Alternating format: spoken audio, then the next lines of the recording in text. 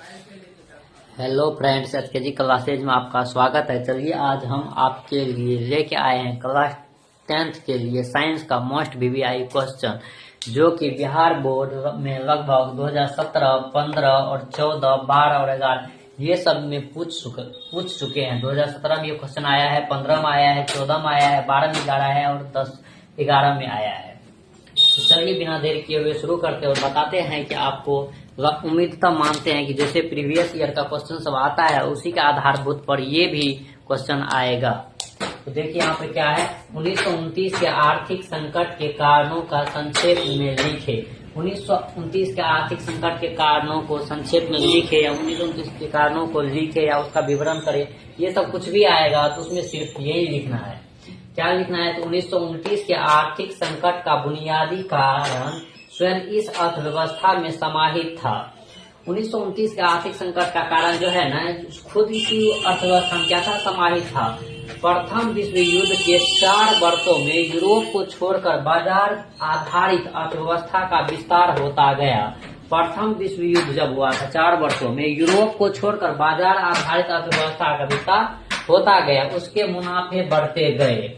ठीक है। उसके बाद दूसरी तरफ लोग गरीबी और अभाव में पिसते गए। क्या हुआ? और दूसरी तरफ क्या हो रहा था? गरीब लोग सब जो था वो गरीबी और अभाव के चलते क्या हुआ? पिसते गए। कृषि क्षेत्र में भी अति उत्पादन से कृषि उत्पादकों की कीमतें गिरी। कृषि उत्पादन मतलब अनाज और जब अधिक उपज हुआ उसको कोई लेने वाला नहीं था, तो उससे क्या हुआ? कृषि उत्पादकों की कीमत क्या हुआ? बहुत गिर गया, क्योंकि उससे खरीदने वाले लोग बहुत कम थे। जब अनाज ज्यादा हो जाएगा और खरीदने वाले जो कम रहेंगे तो क्या होगा? उसका भाव गिरेगा।